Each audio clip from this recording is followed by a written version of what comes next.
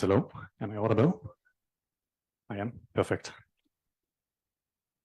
Welcome, dear ladies and gentlemen. I'm truly honored to be here today moderating this session and the panel discussion as part of SDPI's Sustainability Investment Expo. My name is Gregor Stocker-Tamri. I'm working with GIZ, and I would like to thank you, first of all, for joining us today for this very important topic. And we have the 20th of November today. It's World Children's Day. And I believe we could not have a better occasion to discuss about climate change and the avenues to leave the young generation with a future prospect. Climate change impacts industries all over the globe and across several dimensions, as we know. The question is here for us today: what sort of risks will the industry face in Pakistan? Climate change carries major impacts for businesses affecting resources and, of course, also the availability of resources. And if the availability of critical inputs for industrial activity is uncertain and under jeopardy, it is obvious that it comes with a high risk, not only for the operational level, but also for the profitability. More than ever, Pakistani businesses need to become climate resilient and demonstrate their climate credentials to their customer and clients. This is why I'm very happy today that we will talk about exactly this topic, about the climate risks and how the industry can proactively manage these risks and become more sustainable in the long run.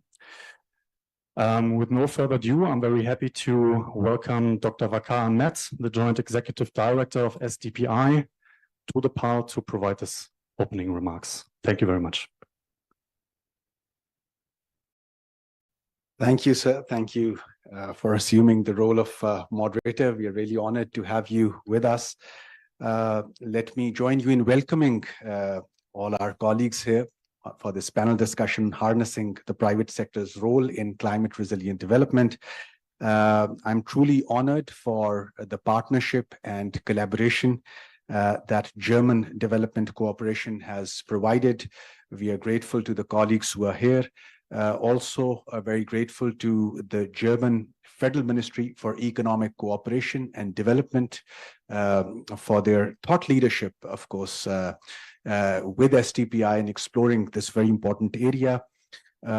Joined also by the Center of Excellence for Responsible Business at the Pakistan Business Council, as well as one of their leading member companies, which is the Mahmood Group of Industries.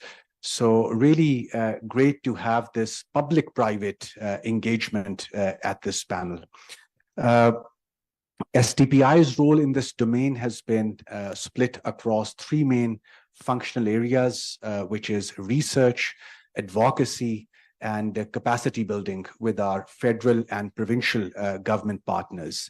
And really, in our own understanding of this subject, we have come a long way. And previously, when we used to sit with our colleagues from the private sector discussing about climate and environment, I recall a decade and a half back, seemed like almost of a footnote to colleagues in the private sector. And of course, all of us have moved a long way where, for example, the private sector has taken a leading responsibility of taking this agenda forward.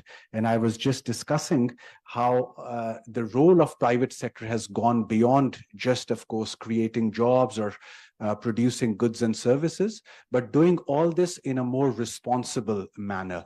And we can see this from Pakistan's own example, where, for example, today, as of now, you have lockdown in 6 districts of Pakistan due to smog.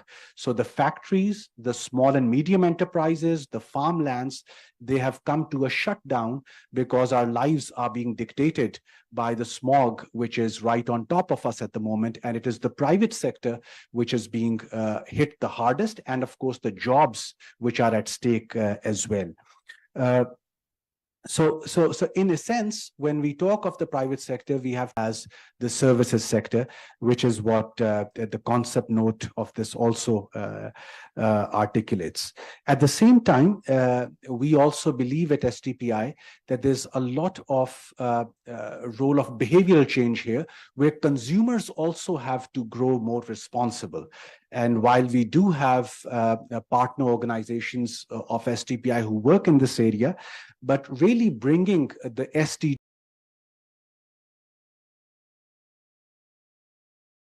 important. And I look. We have one more guest with a special introduction. He has come a long way from Germany. And I would like to ask Mr. Florian Kahner, our representative from the German Federal Ministry of Economic Cooperation and Development, on stage to provide his opening remarks. Thank you, Gregor. Thank you, Dr. Ahmed, on behalf of STPI. Ladies and gentlemen, distinguished guests, friends, good morning and welcome on behalf of the German Development Corporation, and also a very warm welcome on behalf of BMZ. It's a pleasure to join you today as you deliberate a crucial and timely topic. As Dr. Ahmed already mentioned, it is more timely than we might see it in perspective. It is affecting our daily life in terms of smog in a very negative way, and the private sector plays a crucial role in it. That's why the topic, harnessing the private sector's role in climate resilient development, is one of the main issues we should really talk about. The private sector is an important player in development, and I would like to commend the STPI for providing today a platform to showcase and encourage sustainable business practices. I would like to begin by extending my appreciation to the STPI for organizing this panel discussion and to all the esteemed participants and panelists. Your presence here today signifies the shared commitment of Pakistan and Germany to address one of the most pressing challenges of our time, climate change. Pakistan is highly vulnerable to climate change, as we all know, to climate change impacts that are already being felt across all spheres of society and especially also the economy. The need for a comprehensive, coordinated response is evident. It is against this backdrop that we are gathered here today to explore the pivotal role of the private sector, that the private sector can play in building climate resilience, play a major part in it. The private sector, with its innovation, but also its resources and agility, is well positioned to drive transformational changes needed to address climate change effectively. It is indeed very encouraging for us to see how Pakistani businesses are consciously adopting green growth trajectories as they respond to growing consumer demands for more climate-friendly products. We have seen in recent days, and I'm very happy and privileged to have been in the position, we have seen textile companies like MG Apparel. We have somebody here from MG. Yeah, esteemed colleague, you're here. We're happy to learn more about your approaches a little bit later.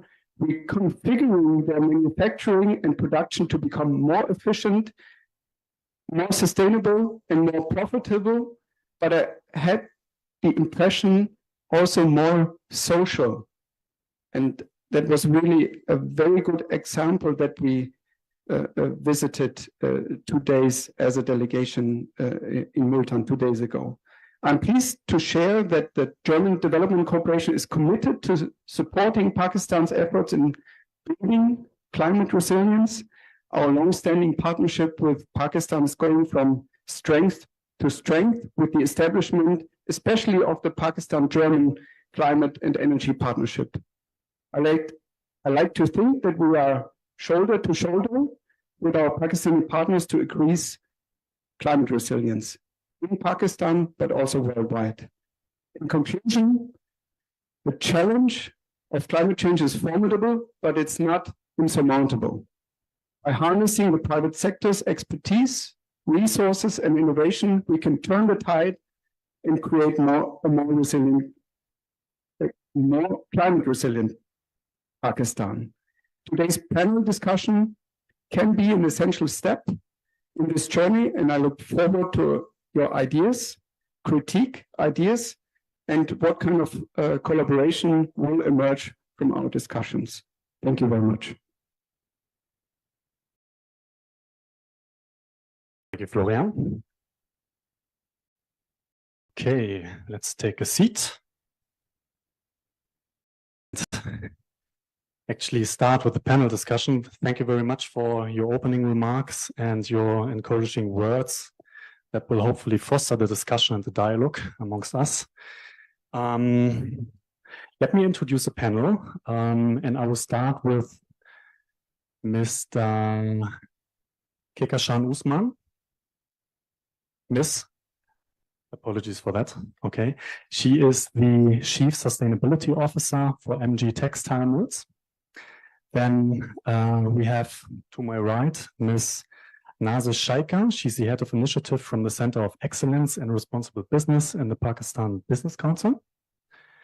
We have Dr. Khalid Walid. He's an energy economist to my left and research fellow with SDPI. And last but not least, we have Ms. Subia Becker. She's the GIZ coordinator for the Pakistani-German Climate and Energy Partnership. And for you, Subia, I would also have the first question. We know that the industrial sector has the second largest carbon footprint in this country. How would you outline the efforts being currently made to encourage the private sector to actively contribute to the mitigation of climate change and to become more climate resilient? Thank you very much. Good morning and assalamu alaikum, everyone. It's so wonderful to see so many friends and colleagues here in the room with us. I would like to congratulate Waqar, Zainab, Ubaid, and team for such a wonderful event. Thank you, Gregor, for setting the stage out for us so well. And I think it's very important, especially on World Children's Day. World Children's Day, exactly. World Children's Day, exactly. We kind of, this is again underscores the calling that we have to making sure that we're leaving behind a world that is better and more sustainable for future generations as well. And industry has a large part to play in that role. So, Gregor, you did say that the industry sector has a very large carbon footprint, and that is also very correct. In Pakistan's NDC, the industrial greenhouse gas emissions are set to increase by 300% till 2030, and this is using the 2015 business as usual scenario that Pakistan had set out. So this is indeed something where urgent action is needed to address that. And why is that? Because the bigger the carbon footprint, the more emissions we have, the more pollution that we have from the industrial sector, it's going to have a direct impact and exacerbate the risks that the industrial sector faces. So climate change poses risks for not just the inputs that are going to be available to any industry to produce, manufacture the goods that they're making, but it's also going to impact their supply chain, making it more insecure. And it's also going to impact markets, because we know that more and more consumers abroad want to have products that are climate friendly, planet friendly, and environmentally friendly. So this is key. Waqar also mentioned the smog, and it's not just the smog, but obviously the impacts that it's going to have on the lives and the quality of lives of people. And this is again very important. So Pakistani industry needs to look at how they do business through a lens which I like to call the 3P lens. It's about the people, it's about the planet, and it's about profits. Because healthy industry at home is going to translate into healthy products for the planet and healthy markets for consumers, both in Pakistan and abroad. So there are a number of things that are happening and a number of ways in which the public policy architecture in Pakistan is helping industry become more climate resilient. One, of course, are the nationally determined contributions that I had mentioned, and these targets that Pakistan has set out and reported to under the Paris Agreement obligations are going to cascade down to industry as well. And ideally, the figures that industry reports on how they're abating emissions, how they're becoming more energy and resource efficient, these are going to roll up to the national commitments that Pakistan has. Very welcome is the development on the increasing the share of renewables that the government of Pakistan set out. So increasing renewables by 60% till 2030. This, of course, also makes a lot of sense for industry. And we have friends like Aisha here from Packages who are doing a lot in this space. And being more energy efficient and resource efficient means that your bottom line is also improving, not just from a revenue perspective, but also from a sustainability perspective. The GIZ worked very closely with the State Bank of Pakistan to develop green banking guidelines. This, of course, helps industry access credit lines for climate resilient investments.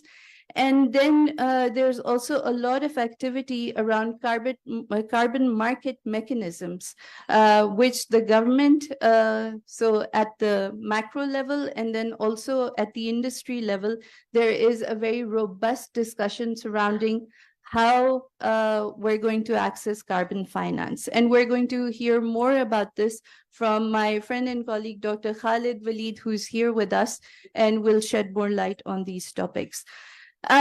Development partners stand by to support Pakistan with all of these initiatives, and German Development Cooperation has been engaging on a number of issues related to the sustainable growth, climate resilient growth of industry in Pakistan. And we'll be hearing more about that as we go on. And of course, please reach out to us should you require any further information on any of the initiatives that we're going to talk about today. So Gregor, I think I'm going to pause here.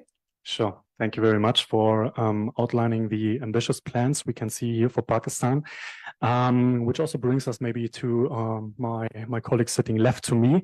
How is Germany actually supporting its own private sector to reach climate and sustainability goals? Yeah, thank you, Gregor. Maybe I can say a few words about this. And just to make the bridge to you, Sylvia, well, it was 3P. It was the people, the planet, Profits. And profits, and maybe there's a fourth P, that is Pakistan. And I think that makes it round. But it's a huge challenge. Germany committed itself to reducing greenhouse gas emissions by 65% by 2030 and to become net zero by 2045. These are ambitious goals, and it's a huge undertaking, and it's very clear that the private sector has to play a key role in that development. Since the private role is just so necessary because public budgets, public spending will never be enough, nor to reach the Paris goals, neither to reach the Agenda 2030 Sustainable Development Goals. You all know that industrial activity is one of the biggest activity in Germany, and it's also the biggest contributor to emissions. And this is why the German government, recent governments already, have implemented a sort of variety of strategies and technologies to mitigate carbon emissions, the carbon footprint of the industries, and promote more sustainable ways of producing things. It starts with industrial decarbonization, the expansion of renewable energies, including green hydrogen production, for instance, and also increased investments in sustainable technologies. One of key part plays an emission trading system that we have on a national level that is in complement to the EU emission trading system. What we all also expect is the industry, the companies, to jump on that that very fast running train. So corporate social responsibility is not just a nice, not just nice words, but it's really a great deal of expectation that lies on companies in doing business fairly, sustainably, and starting from the value chain, from the sourcing up to the producer. This is a little bit the theory. And just to close my answer with a very current situation in politics that we have in Germany, the current coalition consists of 3 political parties, which always makes the thing difficult to find the right approaches. And just last week, concerning that transformation policy that the current government underlined with a fund of 60 billion euros, this was called invalid by our constitutional court for various reasons. And it's 60 billion euros that are now more or less spontaneously missing in the federal budget to go in different directions of that climate transition. It was the right subventions for industries. It was consumer targeted approaches.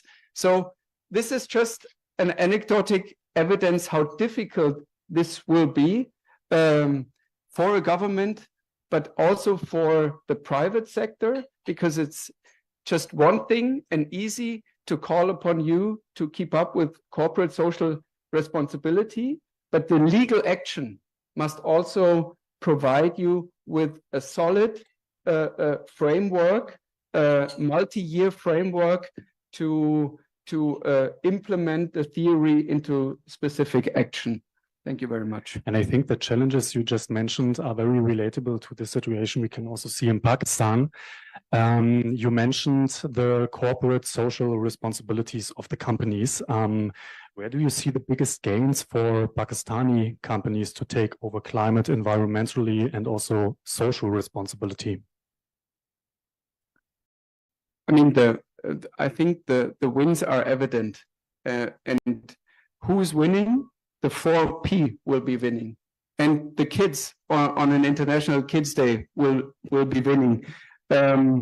Because this is, today we settle the path for the future. And just, it's my 3rd time in Pakistan, and this time I had the privilege to travel to South Punjab, to Multan and Bahawalpur. And I'm very, very grateful for that insight that I gained also outside of Islamabad. Nothing against Islamabad, but it's more complex, your country. And I mean, this was a living evidence for the challenges that you have for the people, but that you also have for the industry and the government and the legislating bodies. I spent 4 years in Beijing, China, in my career, and I arrived there when the smog issue was not even on top of the agenda. And what I experienced now brought me back to these 10 years ago in 2012 when I arrived in Beijing. And it will also start here. It has to start with awareness rising. The civil society actors play a crucial role to put a constructive pressure on the provincial governments, but also on the industries. It's nice to wear masks. Masks are an easy handled thing to protect your health, but we have to dig much, much deeper. And there we also have to we have to ask for answers from the industries, and the civil society here needs to keep up a great portion of pressure on both, I think. And no, I moved very far away from some key answer issues that you already gave me, but I think this is just very up to date. And to make it maybe round, German cooperation, especially the technical cooperation within the framework of our climate partnership, is there to assist you and explore solutions together with you. Thank you. So, Ms. Scheiker, coming to you, we have heard from Mr. Kahner that the whole transition will be challenging, yeah, for the private sector. And I would like to know, where do you see the biggest challenges businesses face when it comes to shifting from their existing business model to a more sustainable business model? Okay, thank you, Gregor. Correct. Yes, sorry. And thank you to the SDPI and the German Development Corporation, Sobia, and Mr. Karner to invite me to speak on the panel today. I'll just give a little background of where I come from. I belong to the Pakistan Business Council, which is a pan-industry platform. It's a business association. It has that is made up of 100 leading companies of Pakistan. And the background about the Business Council is that it's basically the industries coming in together to improve the economy of Pakistan and to see where the gaps are and what can be done to improve the economy, in particular the GDP of Pakistan. So a couple of years ago in 2016, it became apparent that whilst economic research is needed, there's also research needed on the 3 Ps or the 4 Ps, as you've said, and the research that is needed is basically on climate action, environmental stewardship, gender, creating livelihoods. And what we've seen over the years is that whilst we have a long way to go, we're seeing that there are business models available in Pakistan that have started this transformation towards, climate action. In terms of, the business models and the challenges that are basically there, the first is basically information and data. A lot of companies that we've worked with or we've discussed things with, they usually normally talk about is they don't know where to start. So our suggestion is that they should start by understanding the impact of their products and services, and not only at their shop floor or in their factories, but beyond the fence line into their supply chain, and then also at the time of distribution, product use, and then obviously disposal, because each level has its own inputs and outputs, and its own emissions as well. So the journey needs to start by that. The business model of the organization needs to start off with is to see what are their inputs and outputs, and then we suggest what we suggest, or has been becoming a big discussion globally, is to see what the risks and opportunities are at each level as well. So that brings in the business case to transform the business model. So and then once you've got this mapped, you can basically decide where you want to focus on first. So obviously the low-hanging fruits which you can do now, and then it can help you map out a sort of a transition or a climate transition plan to get to net zero. So these are the things that we suggest companies do. In terms of the challenges companies face, obviously one of the biggest challenge is the need for investment in climate-friendly technologies. So obviously, I think we're going to have Dr. Khalid to speak on, what are the opportunities for climate finance. And the other challenge that we see is that once companies have calculated their GHG footprint, they need solutions for the various aspects of their GHG footprint. Renewable energy probably is one chunk, and energy efficiency is one chunk. But one thing that has come up when we've done about our GHG accounting calculations, transport is something that needs to be looked at, and also refrigerants as well. So refrigerants are, you know, right now I helped a company do their GHG accounting, and it was about 1/4 of all of their emissions. So now they would need to go in and see which refrigerants do they need to explore. So over there, they again need support in identifying what the solutions are, where should they go. So, I mean, again, it's a knowledge thing that they need. So in that sense, you know, this is what we would require support. And I think the companies would also value the support as well to identify where to go next. Okay, you've done your accounting, you've identified that you want to reduce your emissions by 50 or 40% by and then move towards net zero. But then what are your next steps? So that's something that, you know, that is a big challenge for companies. Thank you. I'm very happy that we do have a private sector expert with us today, Ms. Usman. And from you, I would like to know, since we were talking about risks and opportunities, why did the Mahmood Group decide to embark on this journey of climate resilience?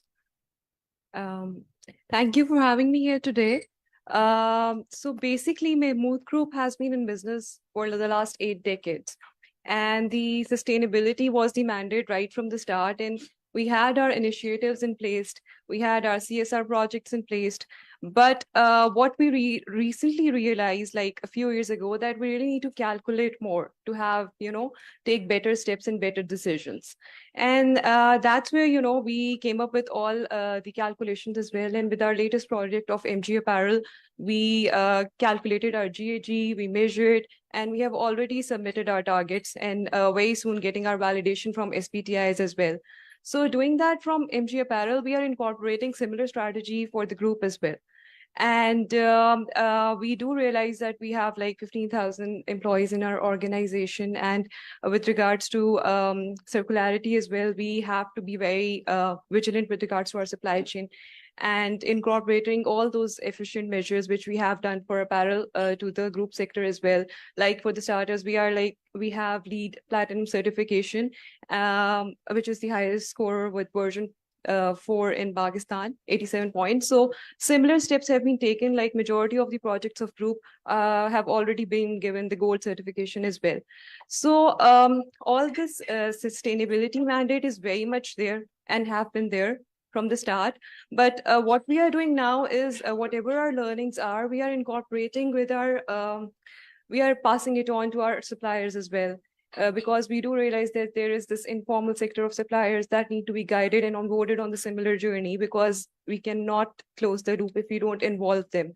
So that is there, and our CEO, Mr. Anees Khwaja, have been on multiple prominent position as well. And since when he was the chairman of Punjab Industrial States, he always pressured on the climate agenda, and we have our industry in Multan Industrial State as well. So whatever we do, like our tree plantation drives, we do it not just for our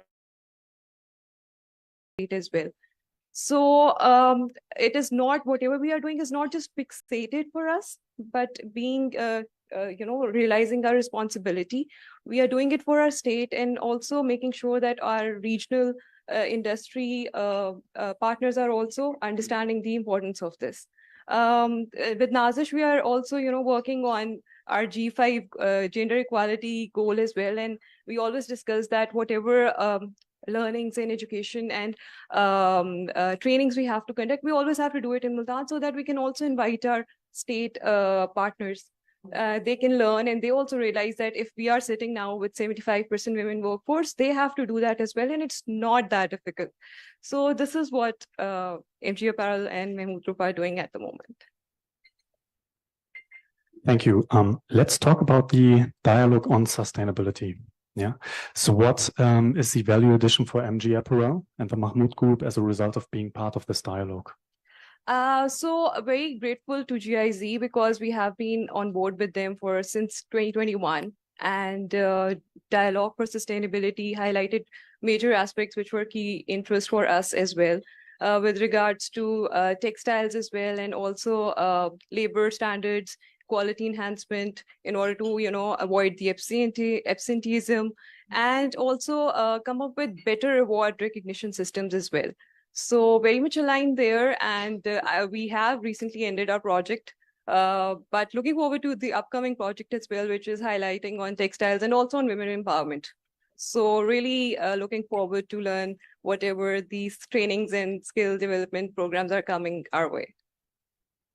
So part of the dialogue on sustainability is the question around transparent supply chains. Yeah. So Ms. Scheiker, what advice would you have for businesses wanting to establish a greater traceability in their own supply chains? Right. Thank you for this question. And I think it's a good follow-on question to what Kehkashan was also talking about, in the sense that obviously traceability will only occur if you engage your supply chains. And one part of engaging supply chains is training them and taking the responsibility of training them. And then if you have your own, transition plan on climate and sustainability identified, then it's only then that you can identify what to do with your suppliers and how to engage them. So, one way to engage suppliers would be through the code of conduct. You require environmental and social, indicators and reporting on the code of conduct through the code of conduct. So, and you engage the suppliers and sort of ask them to basically report on both all their inputs and outputs. And, a good example of this is in the cotton industry. So through Better Cotton Initiative and also work that GIZ is doing, we do know that farmers are also engaged even at the bottom line, at the starting point as well. And, and their inputs and outputs are identified. So that basically increases, if they're able to report that to you, it increases traceability of that product. The other way is obviously investing in solutions and technology which are now becoming available to increase the traceability. And that's obviously, that would also require training and evaluation from your end, from the corporate sector's end. And it will require, engaging at different levels of the supply chain. And it's one example that we've seen where it has worked is in the milk dairy production areas. Over there, the farmers that have been trained, or the milk dairy producers have been trained to provide milk, and the milk providers, what they do is they go and take basically a PDA with them. They check the quality of the milk there and the quantity of the milk there, and immediately pay the farmer. So the farmer himself or herself, in many cases it's women as well, they know what indicators the milk collector will check, and will know what quantities the milk collector wants, and is able to give them, and is able to do the transaction through technology. So technology will play a big part in tracing supply chains, and we've just started exploring it. There's a lot more to do, and a lot more that can be done in Pakistan. I've heard that there's discussions on transport as well, and there's an app that's being developed to trace the transport, the GHG emissions from any sort of logistics use, from in product delivery and before product. So these things have just started. I think there is a lot of more, there's a huge line in and challenges that are there, but we're going to get there, and hopefully. Yeah, thank you for providing this example. Very tangible best practice in the milk production industry. Dr. Walid, no conversation on sustainability is considered complete without discussing the carbon market mechanisms. What, in your opinions, are the biggest challenges when we think of voluntary carbon markets in Pakistan? Thank you so much. Thank you so much, GIZ, for conducting this. building on the argument of 4 Ps, people, planet, Pakistan, and obviously the profits, I would say there are 3 Es and then 4 Es. This is economy, energy, environment, and then the equitable development. In Pakistan, if you talk about these 4 Ps, these 4 Es are very important as well, because economy is in turmoil. We have unsustainable energy mix at the same time. We have environmental degradation. We are the 7th most adversely impacted country in terms of climate change. So environmental degradation is there. And then there is a social justice aspect. Equitable development is also necessary. So we need to integrate these 4 Es as well. Carbon markets, they are a very effective and actionable tool to integrate these 4 Es and 4 Ps as well. How we incentivize industries so that they can invest in sustainability. They look for the environment. They are also making their profits. And then Pakistan have this climate financing as well, in terms of carbon financing. Just to slightly modify the version of Dr. Adil Najam's 4 conditions or 4 aspects of climate financing. There is a bad carbon markets, which is just for the profit purposes. There is a dangerous carbon market or carbon credits, which does not incorporate equity or climate justice at all. There is a good carbon credit, which incorporates profit motives, but also look for the green jobs and expanding businesses and adding efficiency. And then there is a right version of carbon markets, that is, which incorporate equitable development into the right fold of carbon markets. So in Pakistan, the biggest challenge is that industry and government, they need to understand that the very motive of carbon market is to understand that this particular tool is designed to finance the climate adaptation, resilience, so that we can finance those, we can provide benefits to those who are affected by the climate change, not just for the profit motives. Industry, they might think it as another revenue stream, but that revenue should be transformed and converted towards those who are being affected to this. To understand this, again, we need to understand the price mechanism of carbon credits, which also very much reliant on co-benefits of carbon markets or carbon credits, not only on how much emissions they are reducing or avoiding. It is also dependent on what are the different co-benefits. Just to give you an example, one carbon credit is 1,000 kgs of CO2 removal from the atmosphere.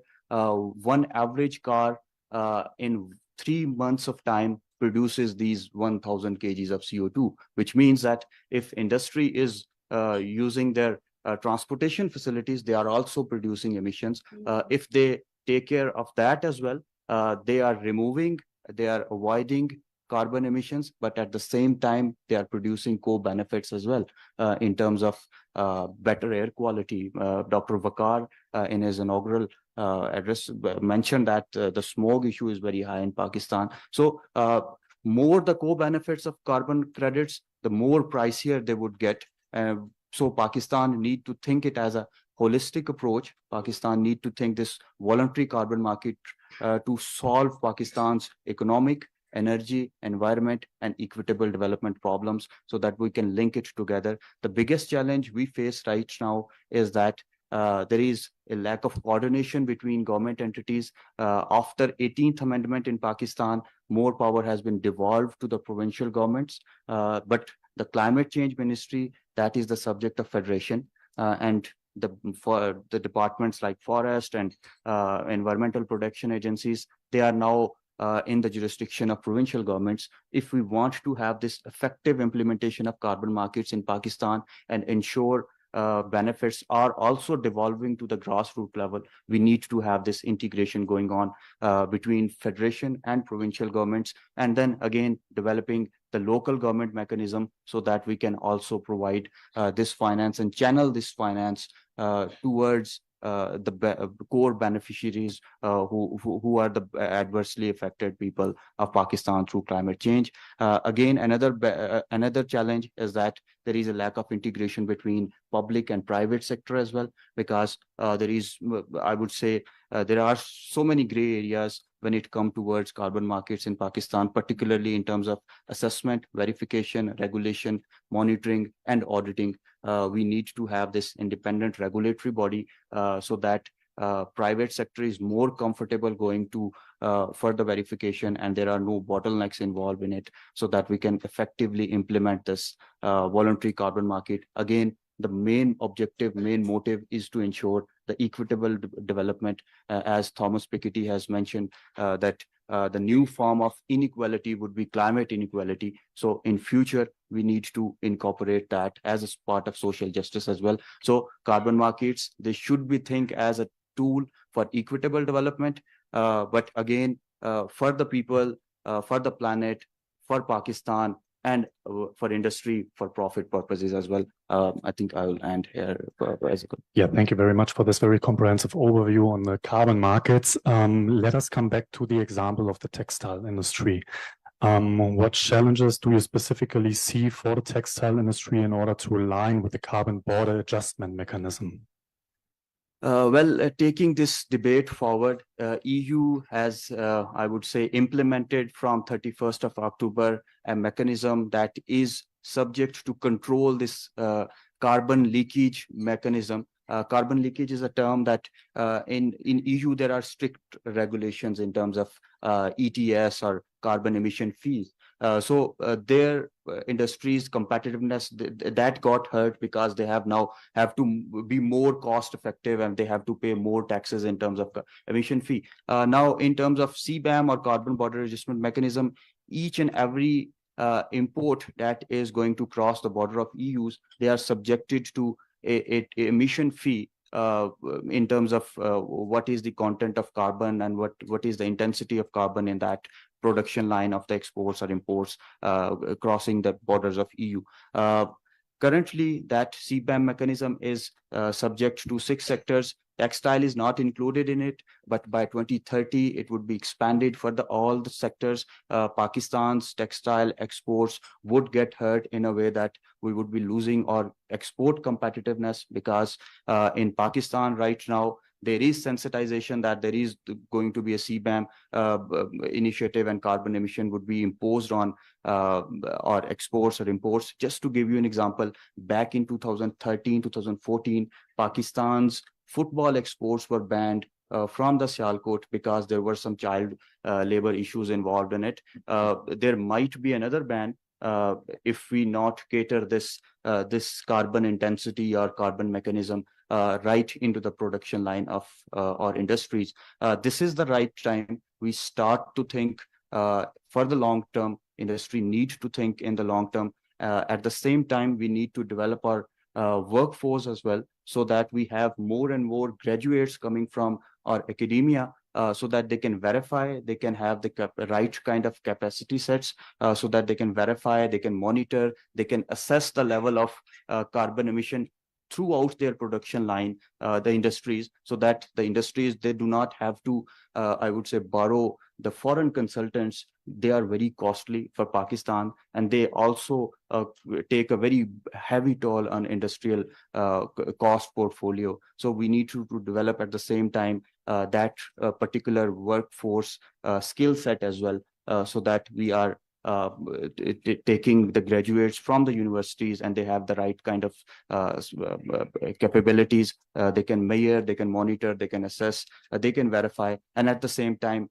the government, they need to develop some sort of regulatory measurement so that Pakistan, the emission assessment and measurement, that is more authentic when it goes towards EU, and they think it as a reliable assessment of carbon process. Again, the industry need to understand that it is the right time to act. If we wait for 2030, that would not be a good time we have missed so many trains in terms of CDM, in terms of voluntary carbon markets.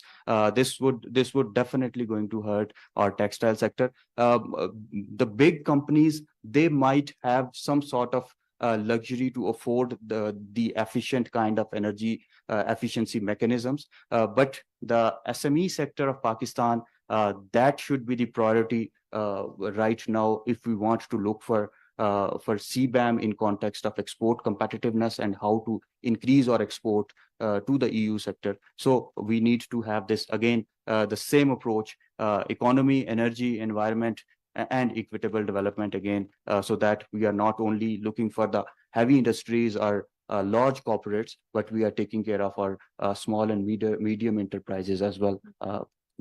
Over to you. Thank you. Okay, Ms. Usman, how does the alignment with the carbon border adjustment mechanisms have been handled in MG Apparel? So what solutions have you found actually to align with this policy? So we do realize that 2030 is just around the corner. So that is precisely why I was mentioning that we had to have our informal supply sector on board as well, so that they also realize the fact. And we have already our emission reduction strategy in place, and we are constantly working on them. We have near-term targets and long-term targets as well, just to be very efficient by the time we have that kind of CBAM approaching us. Furthermore, I think we have to also realize that there might be some challenges as well, because majorly all industries will be impacted, and for that they really need to be more aware on the subject as well. And government also, like Sobia mentioned earlier, that there is some kind of commitment that by 2030 we'll be going 60% renewable.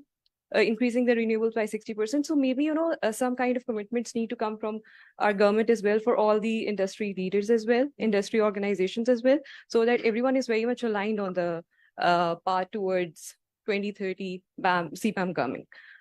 We are working on our own, but obviously we really need to do more. And we will continue be doing and applying with the emission reduction strategies.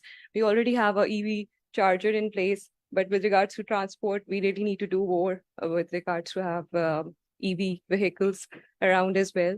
So this is what is being done as of now. Okay, thank you very much. So actually, we want to give enough time also for the audience to bring up their thoughts, comments, and questions. But before we do that, we would have one last question. We've been talking about the time horizon of 2030. I think that's pretty far away. So maybe we take a shorter time span. And I would like to know from you where you see the Pakistani industry to be at, or where you would like to see the Pakistani industry to be at in about 3 years from now. And I would like to start with you, Ms. Shekhar. Okay, thank you for asking this question. 3 years from now, I think the way we're transforming, the way our energy sector is also transforming, and the way the world is transforming towards renewable, 3 years from now, maybe we will have those solutions that lead us to more cleaner energy, and also the solutions for transportation as well, which is a journey that has already been started. So that's my take for 3 years from now. Thank you. What about you, Florian? Yeah, that's difficult. And since I'm not a business person, but a government person, let me rephrase for me a bit. And I look towards you, Dr. Khalid, and SDPI as a renowned think tank nationally, but also internationally, and how you look towards an upcoming new government in the first quarter of next year, and concerning your consultant services that you will provide, as you did in the past as well. How will policy making look in the next 1 to 3 years? Because we have seen great results that is very much appreciated, for instance, from the textile industry and various companies, but are the policymakers follow accordingly? What we hear as international partners is, but please correct me if I'm wrong, if my perception is wrong, is in every statement, I hear the figure, okay, Pakistan is only reliable or in charge of 1.7. We heard that in KP. Usually I heard 0.9% of the global emissions. Isn't it not the right point to overcome also this narrative for the future government and be as progressive as the industry shows us, like examples from MG Apparel? Maybe you could state on that. Sorry for formulating a second question, but to your first one, I didn't have the right answer. There are more smart people around. Well, Florian, that's a tricky question. Put me a very difficult spot. I mean, but in Pakistan, we need to realize that the argument that we contribute to less than 1% in total global emission, that is not the way we need to think if we are pragmatic in the sense that we are thinking about 4 Ps and we are thinking about 4 Es. One fact again is that we are among the top 10 countries who are the largest in terms of methane emissions. So this argument that we need to build to get this climate financing or other sort of financing, we need to put our house in order first. And I think there is a realization in the government, in the political parties, they are more and more receptive. From the SDPI's platform, we have had multiple consultations with them so that we can incorporate this sustainability agenda in their manifestos, and they are very receptive for that. So there is sensitization around this issue. They know that we need to have this net zero alignment. We need to have this sustainability debate going on in the industrial section. The industry is very receptive for that.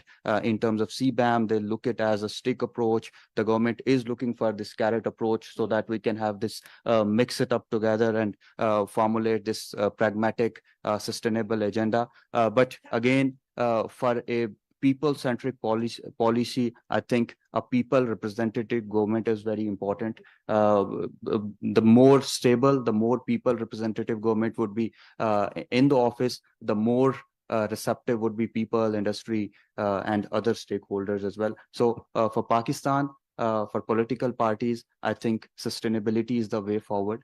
On your question on that, if the government or the policymakers and industry, they are on the same table.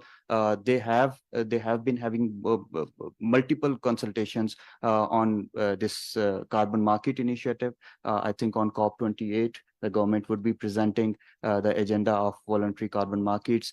They have multiple consultations with the industry. I think we are on the right track with proper consultation with people representative government. I think Pakistan is on the right track.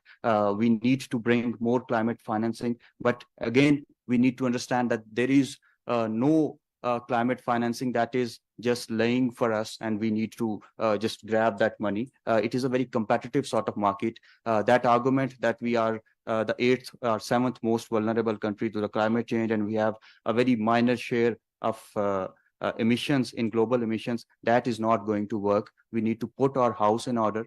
We need to have effective sensitization for all the stakeholders so that everybody is on board and we are making a bankable and economic case for that climate financing. Thank you very much. Very great answer. Sophia, what are your thoughts on that? Yeah, thank you very much. Thanks to Florian for the wonderful thought-provoking question, and Khalid, your brilliant response, because that gives me a very nice segue to my wish. And my wish would be to have to break out of the vertical silos that currently public policy operates in, and to have more of a horizontal coordination so that we can have a cohesive framework for policy, for regulation, for incentives, and as well as for subsidies and action, and also a top-down approach so that we're making sure all of the processes are participatory and they're also inclusive. And building on what you also said, because clearly there's not enough climate finance, and Pakistan will also have to rely on domestic resources. And a subset of my wish would be for the private sector, as agile and progressive as it is, to become really a partner in development. And this is very critical. So taking all of the elements that my fellow speakers have outlined and looking at the policy framework, all of these actions, they have to map to, for example, the nationally determined contributions. They have to map to Pakistan's National Adaptation Plan, which has just been released. And it also has to map to the sustainable finance strategy that the Ministry of Finance is now developing, because climate finance should look at the totality of the entire spectrum. It's not just about international climate finance. It's about public finance, domestic finance, and it's also about sustainable finance flowing in from private sector sources and from private markets. And this is going to be very, very critical, because till we have a cohesive framework, we're not going to get very far. Thank you. And last but not least, I would like to bring the same question to Ms. Usman. What are your wishes for Pakistani industry? I think one point I would like to just add on here, that keeping all these green deals and CBAM in mind, we should also keep this one factor is also in mind, that we are a developing country. We are very much progressing and want to be, in the developed countries as well. But there are certain challenges that, developed countries are not facing, and we have to face. We have to, take care of all such issues, and we have to take everyone on board as well. So these imports and these carbon-free elements, I think they should be, when applied, all of these factors should also be considered, that where the developing countries are coming from, because we realize that we are doing everything we can, but in order for all other industry members to realize that and get on board, those factors should be kept in mind as well. Thank you very much for these very interesting and deep insights we gained today. Thank you for answering my sometimes difficult questions. Now, I think it is time to open the round. Yeah. So I look at all the participants in this room today. If you would have comments, thoughts, or questions for our panelists, please raise your hands and I will. Okay, there's the microphone. Please. Thank you very much. It's good to listen about what is going to happen and what are the way forwards and what are the gaps. My name is Dr. Shehzad Naveed Jadoon. So I'm working in the agribusiness sector. So I want to bring up some of the important points which I think we should consider as well, because Pakistan is an agriculture country and 30% emission, which is methane, is globally coming from the livestock. So being the 5th largest country having the herds, and our biggest challenge is the vertical productivity. So once we are talking about the efficiency, profitability, and sustainability, so we thought of in Pakistan, the biggest challenge right now we would be facing is increasing population, not only for human, but also for animal as well. So there is a competition between human and animal. So the arable land is reducing day by day, which means the incoming time, the population would be touching in 2030 would be like 280 million, and it will go on. So which means that food security, climate change, and sustainability, they all have to revolve around. And one of the major strong pillar for our country is agriculture. So we believe agriculture is future. So in order to make an interaction between animal, consumer, and environment is much needed. We believe that food system, which start from the agriculture and goes on into different production system, that has to be integrated. So we believe that we need to work at develop on models where we can work on how to not only improve the productivity, but also not compromising on the resources which can be available to the human. So as for now, we look at the agribusiness industry of Pakistan. So we have good cash crops, we have good number of animal, but ultimately they are imparting or putting a lot of pressure on the environment by releasing the methane gases. So we believe that we have 80 million plus heads in Pakistan. So they are depending on the resources which are shared resources for human as well. Good to know about the Mahmood Group. So we know that they are also into the agribusiness. They have the layer farm. They are doing the feed. They are into the animal feed industry. So I think this is an opportunity to connect, create and collaborate on these sides, because that is very much needed, because this has to be local based solutions, and then we can transform and talk about the carbon credits or the carbon marketing. So what we believe and we want to put into limelight is that we should consider the agribusiness industry, because this is an upcoming and growing industry, and this is going to be very much needed for growing population of Pakistan. So we believe that there must be a specific focus, because they are imparting a lot of challenges for coming future when we talk about greenhouse gases emissions. So what we are doing as of now is we are developing some model which not only improve the productivity, but the poverty elevation would be supported, because more than 85 or 90% are the subsistence farmer in Pakistan. So we want to support them. So I think this is the way forward. We can collectively and with the collaborations, we can improve their efficiency, profitability, and sustainability. So this is something I believe if we can tag this with industry, because one of the input of this industry comes from the agriculture, and we believe agriculture is future. Thank you. Thank you. Any initial reactions, Ms. Shekhar? I'd just like to add. I'd just like to add to this discussion, in the sense that 40% of our agri goods that are produced are lost or are wasted. So that also relates to methane as well.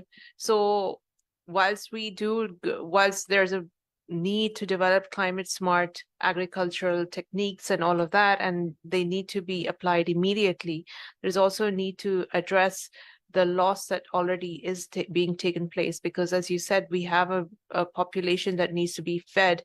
So this area should not be ignored as well. In terms of, again, agribusinesses, there is a need for better research and better advocating of climate friendly practices. And you did say that indigenously these need to be developed, because obviously they need to be according to our geography and land use and all of that. And, you know, the people who working on the land, they know the land best. So sometimes what we see, there is a gap in the sense that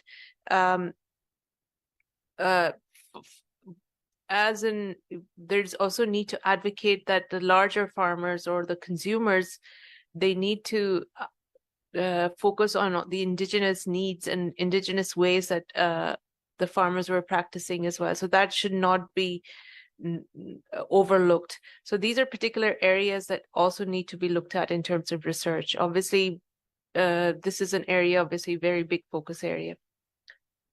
Just one comment I just want to add. We are pushing a project which is called Climate Smart Farming. So in this case, what we are doing is we are doing the estimation from crop sciences, and then we are doing the estimation from animal sciences, either it's a poultry, aqua, or dairy, and then we are moving towards the mitigation, because this is going to give a sense back, not only improving the productivity, but also reducing per kg or per liter emission on the productivity of the animal. Thank you. There was another raised hand on the left side, please. Hello, so my name is Hafiz Jawad. I am representing youth here. So other than that, I also work with STSN as a project officer. So I have like couple of comments. First, for me, NDCs are not realistic, because, for example, 30% electric vehicles on road by 2030, we don't have that infrastructure. We don't have battery charging stations on our roads. So how we are going to meet this or the other NDCs, I'm not sure about that. And secondly, about the carbon markets, they are going to be activated at this COP. There were some issues about Article 6 of the Paris Agreement, for example, on the carbon integrity and other issues. They have been resolved by the UN body already, and they are going to announce their mechanism for carbon markets at COP28. And then, yeah, So there is a quotation from an expert that there will be no more development finance. So there will only be climate finance. So environmental planning should be incorporated in all the public departments. For example, mineral department, commerce, and social welfare as well. So when we are talking about the private sector, we also have to look for the public sector as well. And lastly, I think like 70% of Pakistan population is youth. They make up like age under the age under 25. So how we are taking them into, in climate agenda, and how we are working on their education and environmental awareness. So yeah, these are some of the points. Thank you. I would maybe like to touch upon the last point, because the youth initiatives are also related to the Pakistani-German Climate and Energy Partnership. Subia, would you like to give a reaction on that? Yeah, and thank you very much, Javad, for your comments. Excuse me. And I think actually you've been a part of the youth initiatives that the Pak-German Climate and Energy Partnership has been carrying out. So I think you're quite familiar with all that is being done. Different youth organizations, the one you belong to, Fridays for Future, they're all a very robust part of.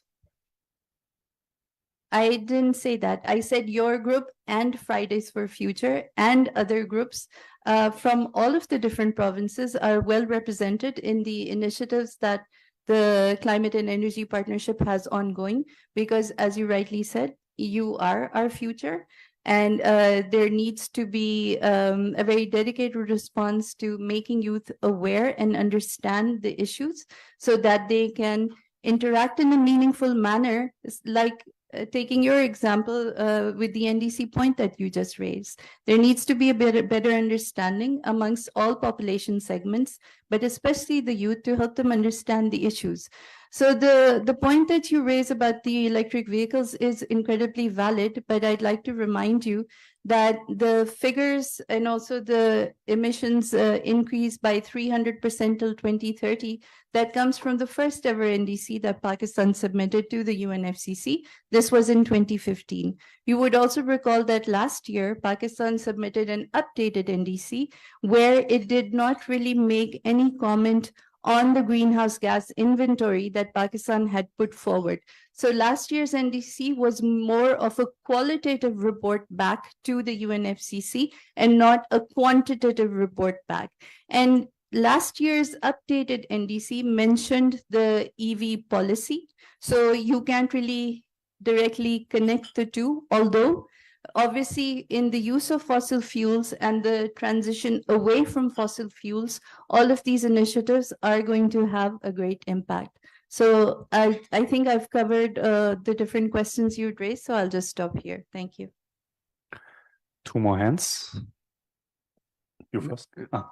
Nevertheless, I wanted to just add one very short part to your questions, and just to show you maybe that such delegation visits as they are happening right now also do share the same agenda as you raised it, because I just came before this meeting with my colleague Lena from a meeting very fruitful with the Ministry of Finance, and we also talked about this trade-off between development finance and climate finance, and this is especially one point that I will also bring back to my ministry in Berlin and feed that in. I don't have a solution for you right now to prepare, but we are very well aware of that issue. Thank you. Just to add to this development finance and climate finance, you are very right. And if the youth is thinking about linking development finance and climate finance, I think the future of Pakistan is pretty much saved. Recently, the Ministry of Finance has launched this Sustainable Financial Bureau, and they have linked their Public Investment Management Assessment, PIMA, with Climate Public Investment Management Assessment. Under that, 20% of total PSDP in Pakistan that would be allocated for the green projects, and that is, I think, the sensitization coming from the CSOs, from the youth and other experts. I think there is a need of time that we link our PC1s and planning documents with the climate agenda, and they are climate smart as well. Once the public sector is climate smart, private sector would also be climate smart, and I think this would be an integrated approach. So thank you so much for highlighting. Ones within DC and NAB. Yep. Yeah. That's one. Attending COP for like 3 years, so that's why I have this knowledge of what is happening and what is coming. Not every young people or children understand. Yes. May I? Please. So thank you so much. I'm Zainab Naeem and I look after ecological sustainability and circular economy at STPI. So I'd like to appreciate Germany for leading the game in climate finance and overall the initiatives that are actually required in the global south. And specifically, I think Germans understand that it's not just the finance that is being requested by the global south, it's the capacity, it's the tech transfer. So my question would be in perspective of public-private sector in Pakistan, especially, I've had interaction with the private sectors who is, most of them are also representing the initiatives on sustainability in today at the Expo. There's a disconnect that was there and that is still there, but the main issue that they highlight is that there's not a particular guideline from the public sector when it comes to where to invest, what is the right sort of investment, especially when it is about climate action. And that is where they need the guideline and they need the capacities. Also in terms of carbon markets, so like SDPI started doing the capacity building with the public sector first, then the private sector, and then we'll be doing the building the capacities of the social media influencers as well. Because in Pakistan, social media influencers, they are the ones who are creating awareness among the masses. Mostly everyone is having this phone, everyone is using social platforms for getting awareness and everything. So that's what we intend to do. So similarly, for the German Development Corporation and the GIZ Pakistan, how do you see if you want to work on building the connection between public-private sector for taking climate action? And also last year there was Global Shield. What are your plans this year at COP 2028? We do understand, everyone here, that loss and damage fund getting materialized, it's still a far cry. I don't think so it will be possible. There's so much already being involved. So what will be your stance in terms of supporting the global south, and especially apart from the finance and the investments, what you will be taking the stance regarding how you plan to support the global south if there is no L&D? Thank you. Thank you. I think that question goes to Florian, to my left. Thank you. As we say in German, that is a hot potato. Okay, let me start. If I understood you correctly, and you were highlighting the public-private partnerships as crucial, and from a private perspective, they're still missing guidelines where to invest correctly and climate smart friendly. Okay, this is something that we can address in a cooperation policy dialogue, and this is very valuable input.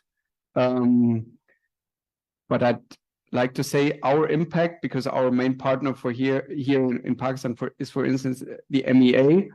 So this might have a limited impact, but repeatedly we can feed that in, and within the climate partnership, the joint partnership that we have together, we have a specific stream for companies and a private partnership. It's called P2REF, the Pakistan German Renewable Energy Forum, which is especially under the climate partnership focusing on the involvement of the private sector.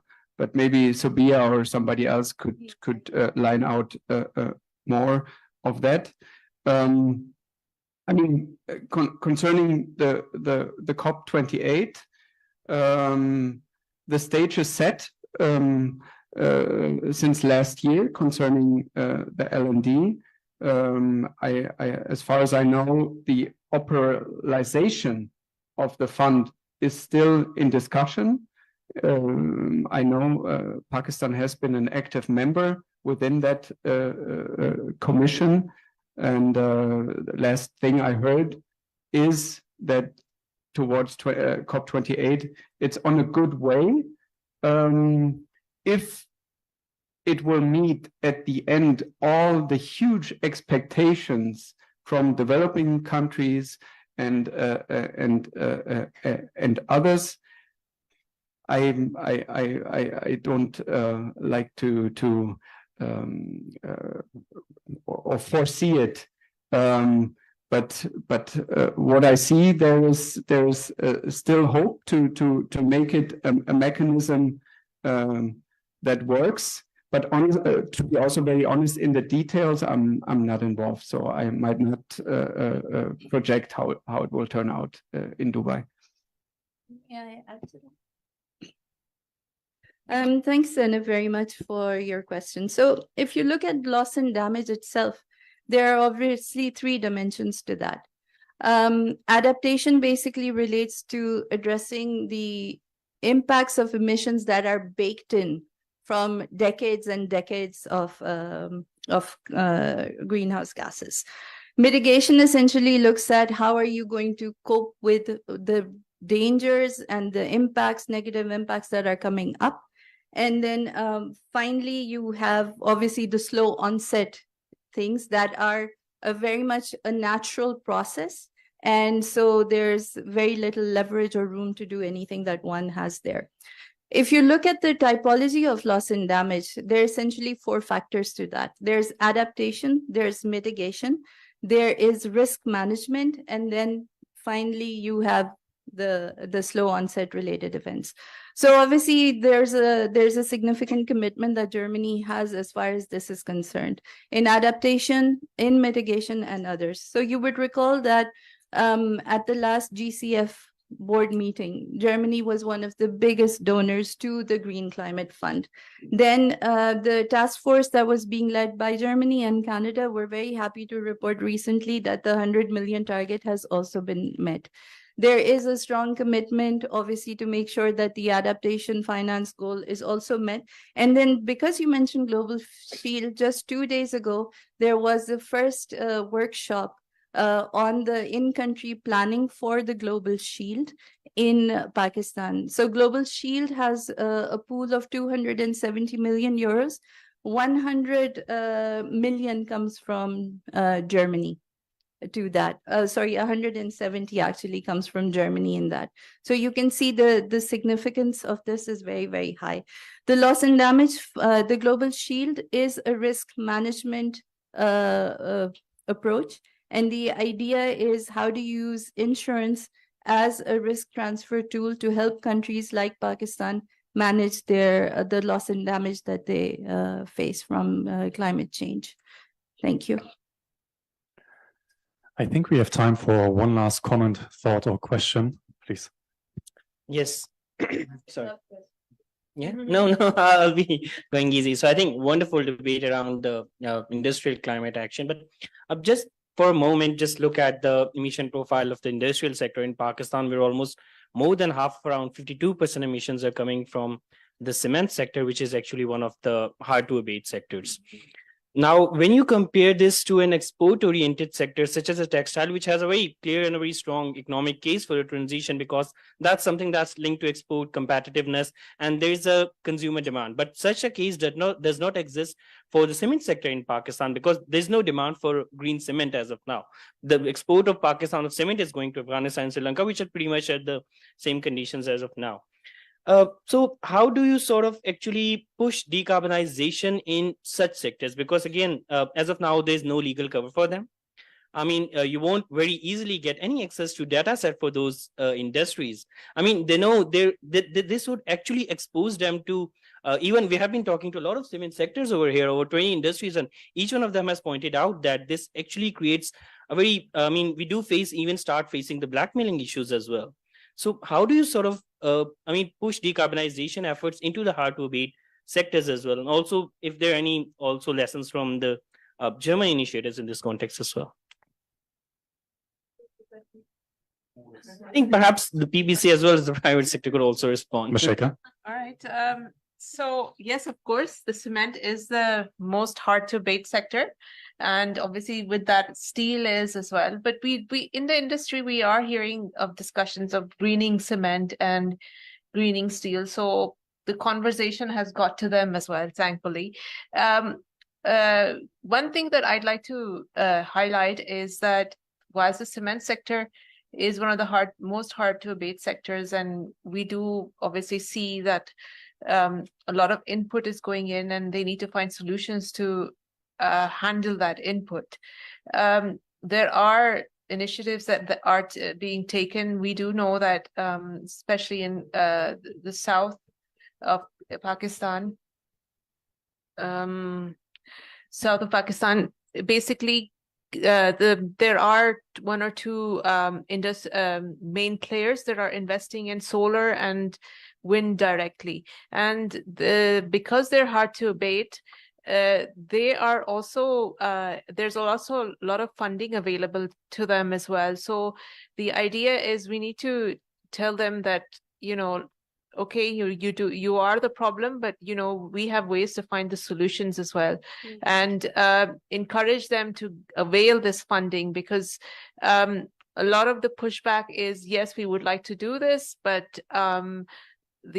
because it's a very costly thing, we can't afford ourselves to invest in research and development right now. So we say that we link them to the funding and we show them that there is funding available. I do know of a cement factory in Karachi, and they said they applied for a grant somewhere, and they said, oh, we don't want to give you a grant, we just want to give you the money. Do find a solution, and they're working on solutions right now. So that it's not they just need to be pushed in the right direction, and that can only come by spreading awareness and letting them know about it. And it's whilst and the other thing is I'd like to highlight is Lucky Cement.